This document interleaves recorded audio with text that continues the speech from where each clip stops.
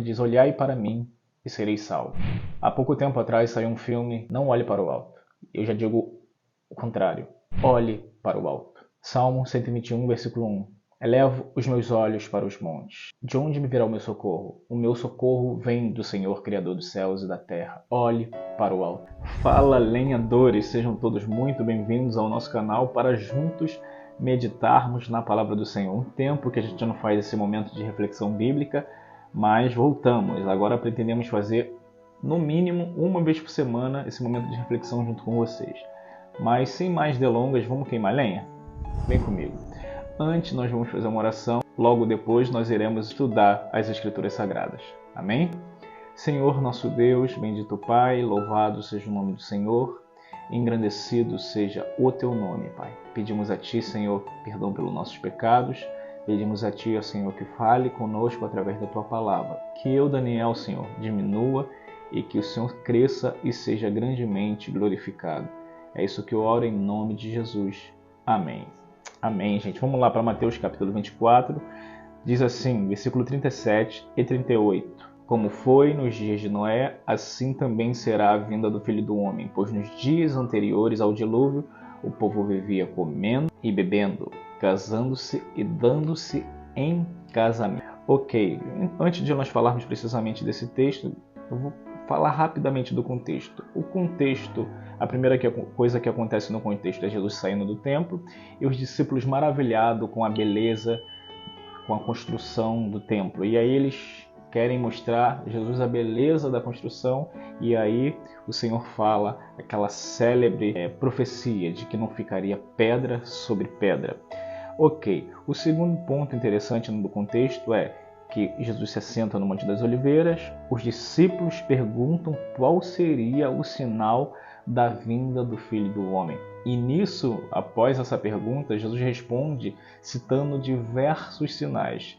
E um dos sinais que ele dá é os versículos que nós lemos, e nós vamos ler mais uma vez para fixarmos, que diz: como foi nos dias de Noé, assim também será na vinda do Filho do Homem. Ou seja, um dos sinais é que a volta dele será semelhante ao período antediluviano. Outra coisa interessante, pois nos dias anteriores ao dilúvio, o povo vivia comendo, bebendo, casando-se e dando de casamento. Qual era a característica do povo? O povo comia, bebia, casava e dava-se em casamento. E eu pergunto a vocês, lenhadores, qual é, na verdade, o erro de comer, de beber, de casar e de dar-se em casamento? Sabemos que não há erro em comer, nem beber, nem casar, nem dar-se em casamento.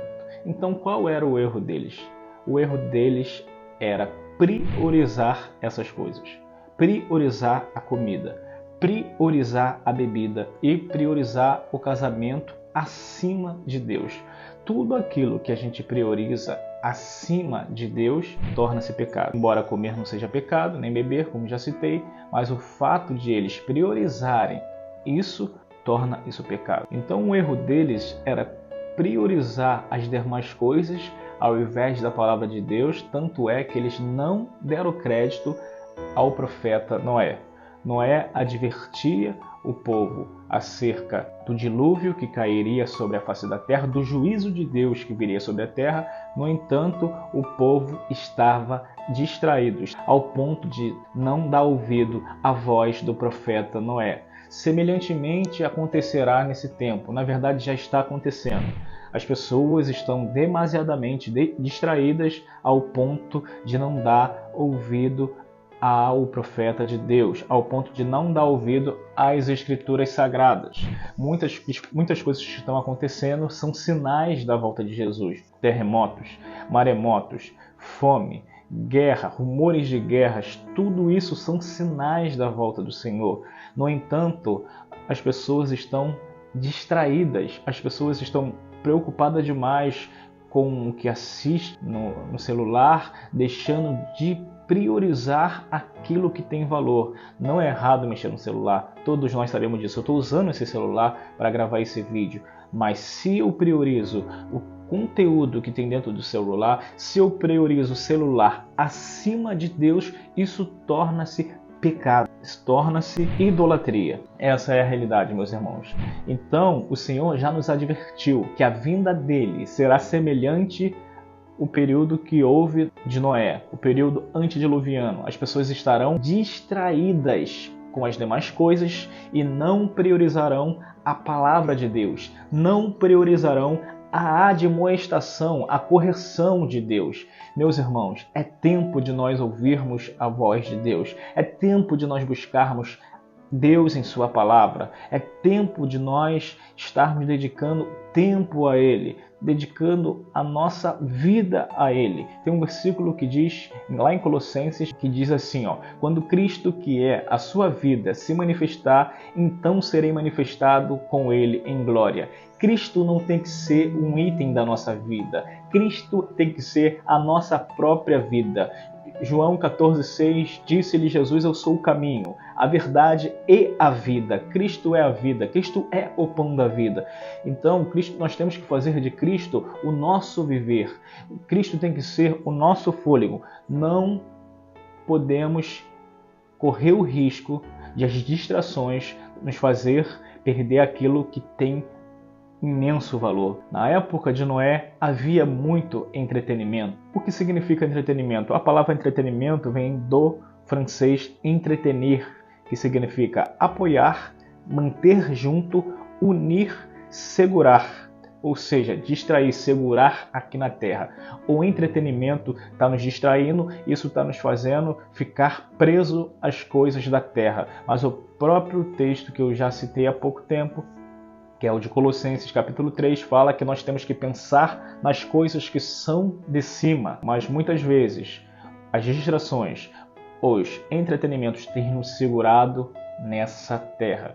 O Cristo falou em outro momento que quando ele vier, um será levado e o outro ficará. Os que ficarem presos ficarão por conta das suas demasiadas distrações, demasiadas prioridades que não são Deus, que não são o reino de Deus. Mas hoje, você que está assistindo esse vídeo, você está sendo convidado por Deus a deixar o excesso de entretenimento e passar a buscar Deus em sua preciosa palavra. E como eu falei, uma das finalidades do entretenimento é nos distrair, é nos prender.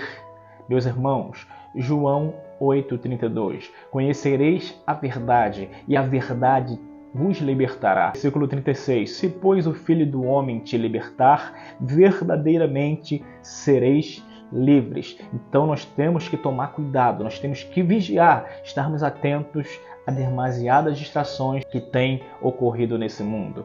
Um servo de Deus chamado Charles Haddon Spurgeon outrora falou sobre entretendo bodes. Meus irmãos, nós não somos bode, nós somos ovelhas, e ovelhas escutam a voz do bom pastor, aquele que deu a vida por nós. No versículo 38 diz assim, nos dias anteriores ao dilúvio, o povo vivia comendo e bebendo, se casando, se dando casamento, até o dia que Noé entrou na arca. Irmãos, nós precisamos vigiar, novamente, vigiar. Por quê? Irmãos, Noé entrou na arca, mas só que não caiu as gotas d'água do céu. Só 7 dias depois, Noé entrou na arca e a população que vivia naquele tempo, o povo antediluviano, não se deu conta que Noé havia entrado na arca.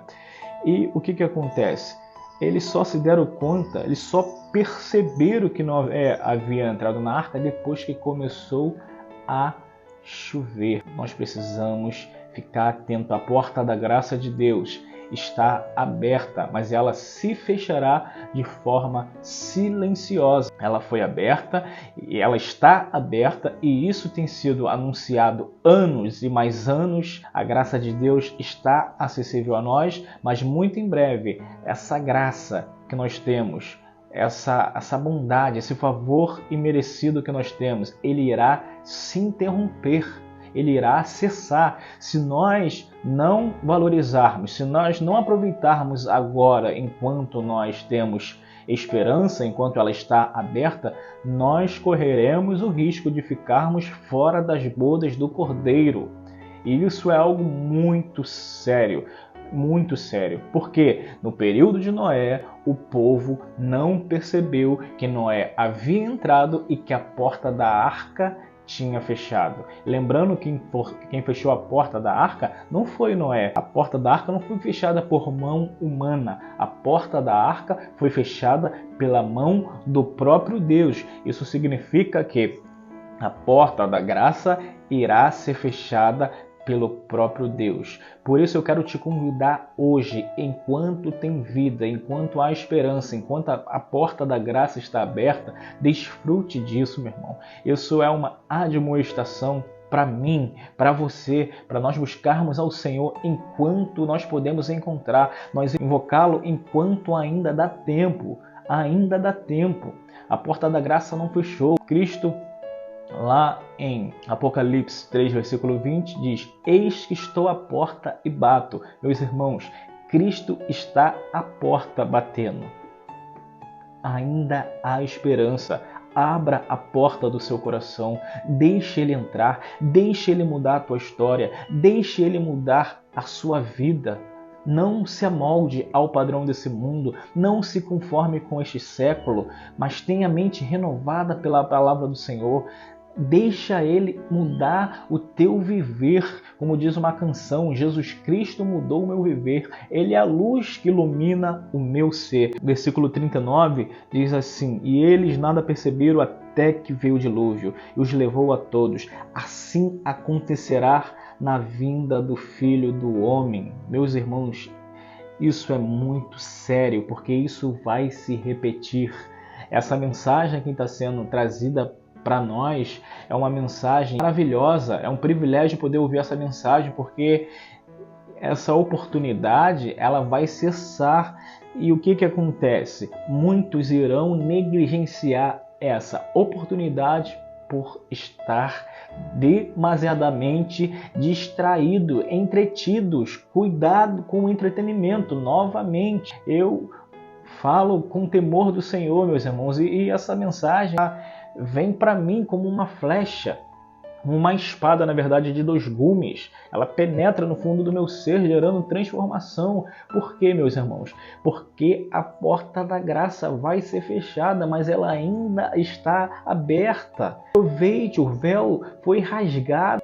Não costure o véu. Cristo rasgou o véu, não costure o véu. Cristo, quando ressuscita, a palavra do Senhor diz que a pedra que foi colocada no sepulcro de Cristo, ela é despedaçada. Houve um terremoto, ela estava lacrada, meus irmãos, mas ela é tirada do local, ela é removida. A palavra certa, ela é removida. Então, eu tenho um conselho de irmão, um amigo: não coloque o lacre de volta na pedra. Cristo ressuscitou e com o seu ressuscitar, Ele trouxe esperança para nós.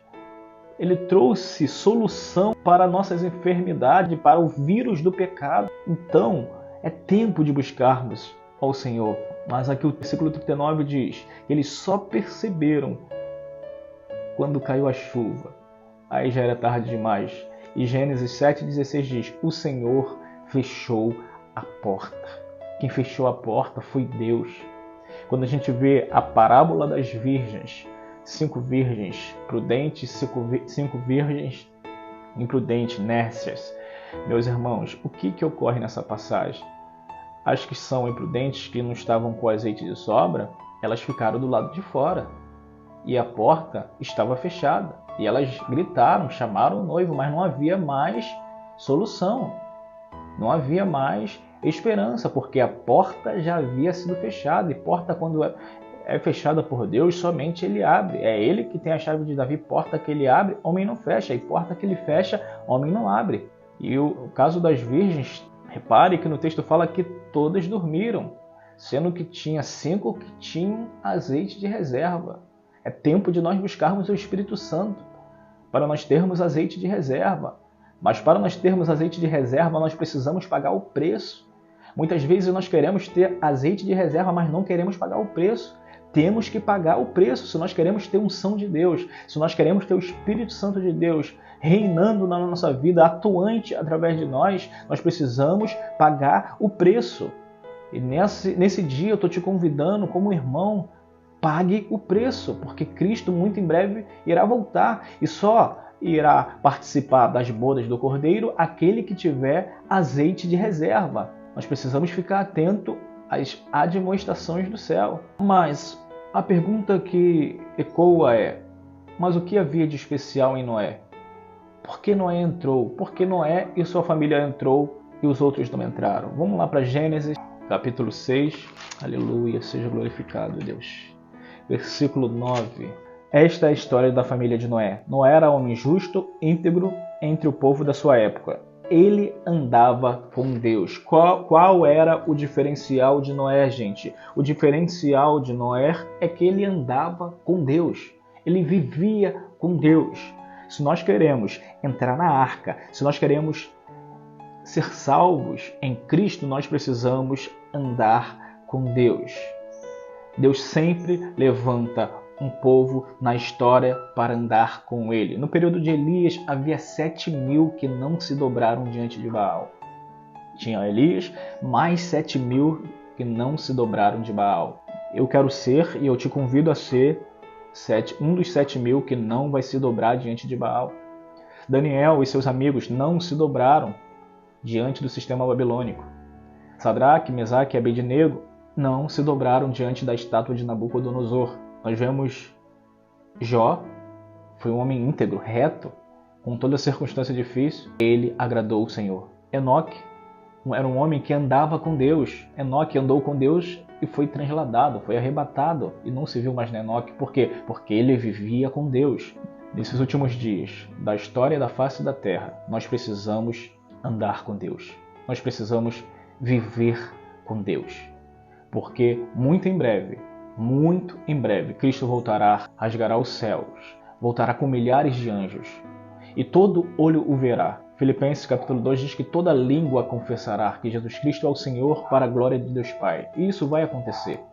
Mas se nós queremos participar desse lindo evento como salvos, como homens e mulheres que conhecem a Deus, nós precisamos andar com Ele, viver com Ele. Não é só fazer obra, é deixar Ele fazer a obra em nós.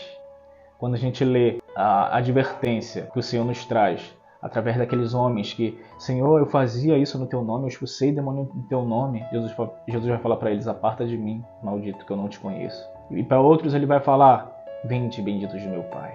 Eu quero ouvir.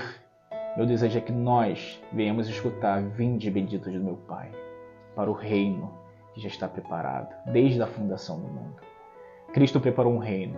Cristo preparou uma herança incorruptível. E essa herança incorruptível é o próprio reino. E eu te digo uma outra coisa, e é uma notícia maravilhosa. Ele é o Rei do reino. Não há nada semelhante a Cristo. Não há nada comparado à grandeza de Cristo. O céu só é céu porque Ele está lá. O céu só é maravilhoso porque Ele vai estar lá. Eita glória, seja louvado, Pai. E aí, meus irmãos, Deus sempre levanta o seu povo nos últimos dias. E agora, hoje, é o nosso tempo, é a nossa hora. Deus quer nos levantar nesse tempo, para que venhamos entrar e venhamos colocar a nossa família dentro da arca. Mas para isso, nós não podemos nos distrair. Uma das coisas que o Senhor falou é: vigiai e orai. Esse alerta, ele permanece até o tempo atual. Nós precisamos vigiar e orar. Precisamos estar com os olhos bem abertos, com os ouvidos bem sensíveis à voz do Espírito Santo, para não perdermos a tão grande e maravilhosa salvação. Não se distraia. Corra. E para finalizar a nossa reflexão, precisamos considerar a promessa que Cristo nos fez. No próprio Mateus, o texto que é o capítulo que é o alvo da nossa reflexão, no versículo 14 diz assim: e este evangelho do reino será pregado em todo o mundo como testemunha a todas as nações, e então virá o fim. Cristo nos fez uma promessa. A promessa é de que quando o evangelho do reino fosse pregado em todas as nações, então viria o fim. Ele falou dos sinais que antecederia a sua volta. E os sinais estão aí, meus irmãos. Os sinais estão acontecendo. Nós vemos o que aconteceu recentemente no Sul. Que tristeza, que dor. Nós pedimos ao Espírito Santo de Deus, como oramos já, que console os enlutados do Rio Grande do Sul, que visite os enlutados do Rio Grande do Sul, que visite esse povo com a bondade dele, com a graça dele, e que esse povo receba determinação, receba consolo, receba força para terem um encontro com Cristo. E o Senhor visite o povo do Sul com a sua bondade. Rio Grande do Sul, que o Senhor te abençoe e te guarde, que Ele levante o rosto dele sobre ti, que Ele faça resplandecer sobre ti o rosto dele e te dê a paz. Que nossos irmãos gaúchos sejam visitados pela presença do Espírito Santo. É um sinal, meus irmãos, é um sinal. E outras coisas estão acontecendo. Nós vemos guerras e rumores de guerras, muitas coisas acontecendo. Cristo muito em breve vem. Nós precisamos nos preparar para o tão maravilhoso evento. Mais uma vez, não se distraia. Tem um versículo que diz: olhai para mim e sereis salvos. Há pouco tempo atrás saiu um filme, Não Olhe para o Alto. Eu já digo o contrário, olhe para o alto. Salmo 121, versículo 1. Elevo os meus olhos para os montes. De onde me virá o meu socorro? O meu socorro vem do Senhor, Criador dos céus e da terra. Olhe para o alto. Querem tirar o teu olhar do foco. Olhe para o alto. Querem tirar o teu olhar daquilo que é mais precioso. Olhe para o alto. Querem fazer você olhar para a direita, para a esquerda. Olhe para o alto, porque de lá que virá o teu socorro. O teu socorro não virá do homem. O teu socorro virá do Senhor, Criador dos céus e da terra. O teu socorro virá do Senhor. E essa é a nossa reflexão, meus irmãos. Meu desejo é que Deus te abençoe nesse dia, que faça você olhar para o alto. Não olhe para a direita, não olhe para a esquerda, não olhe para trás. Olhe para o alto. É do alto que virá a tua salvação. Atos diz assim: quando Jesus é levado ao céu, aparecem 2 anjos e falam: varões galileus, por que olhai para cima? Esse mesmo Jesus que vocês estão vendo sendo elevado, ele virá para buscar vocês. Meus irmãos, ele virá.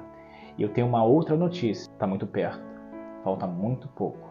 Falta só um pouquinho de tempo. E aquele que há de vir, virá. E não tardará. Amém? Vou fazer uma oração. E logo depois nós iremos encerrar esse momento de reflexão. Senhor nosso Deus, bendito Pai, glorificado seja o teu nome, Pai. O Senhor está vendo, Pai, essa pessoa que está assistindo esse vídeo. Te peço em nome de Cristo Jesus, Pai, que o Senhor venha dar força para ela. Que o Senhor venha, Senhor, nos dar força para que a gente venha, Senhor, olhar para o alto, olhar para Ti. Que nós não venhamos desviar, Senhor, o nosso olhar do Senhor. São muitas as distrações, Pai. São muito os entretenimentos. Mas nos ajude, Senhor, a permanecermos com o nosso olhar fixo em Ti, Pai. Senhor, se porventura deixamos de olhar para Ti e nos afastamos da Sua presença, se porventura tem alguém que está assistindo esse vídeo, Senhor, que está afastado dos Teus caminhos, dê força, Pai. Dê ânimo, Pai, para fazer como o filho pródigo fez, para que venha se voltar para Ti, para que venha, Senhor, Te buscar como buscava antes. E se não Te buscava antes, que venha passar a Te buscar verdadeiramente. Em nome de Jesus, Pai, faz um milagre, faz uma obra, Senhor, regeneradora, transformadora. O Teu Filho morreu na cruz, não foi em vão, Pai. Foi para que cada um de nós, Pai, tivéssemos a oportunidade de estarmos com o nosso nome arrolado no livro do Cordeiro, Pai, no livro da vida. Então nos ajude, Senhor, em nome de Jesus Cristo, Pai, a não nos embaraçarmos, a corrermos com perseverança a carreira que nos está proposta. Rogo a Ti, Senhor, em nome de Cristo Jesus, Pai, levanta o que está caído. Novamente eu peço, levanta o que está caído, o que está cansado, o que está com os joelhos vacilantes, Pai, e fortaleça na força e no poder do Senhor. Em nome de Cristo Jesus, Pai. É isso que te rogo, Pai. Em nome de Jesus. Amém. Amém, meus irmãos. Que o Senhor te abençoe, te guarde e te dê um dia abençoado na presença dEle. Amém? Deus abençoe. Se porventura você gostar desse vídeo, curta, comente, compartilhe, porque isso faz a mensagem do Senhor chegar a muitos corações. É isso que eu te peço, meu irmão. Em nome de Jesus.